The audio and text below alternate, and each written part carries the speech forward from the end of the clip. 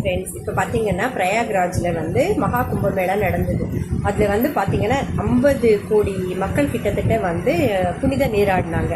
அதில் பார்த்தீங்கன்னா எவ்வளோ குப்பைகள் சேர்ந்தது அப்படின்னா சொல்லவே முடியாது. அவ்வளோ டன் குப்பைகள் வந்து அந்த நதியில் வந்து சேர்ந்தது. அந்த மாநில அரசு அப்புறம் வந்து மத்திய அரசு 2 பேருமே சேர்ந்து அந்த சேர்ற குப்பைகள் எல்லாம் பார்த்தீங்கன்னா 1 மணி நேரத்துக்கு ஒரு வாட்டி அதுக்கான அந்த பிரத்யேகமாக ஏற்பாடு பண்ண அந்த மிஷின்களை வச்சு அந்த குப்பையை வந்து எப்படி அள்ளுறாங்க அப்படின்னு பாருங்க. நிஜமா 50 கோடி மக்கள் வந்து நீராடின இடத்துல வந்து எவ்வளோ குப்பை சேர்ந்துருக்கு, எப்படி எல்லாம் க்ளீன் பண்ணியிருக்காங்க அப்படின்னு பாருங்க ஃப்ரெண்ட்ஸ்.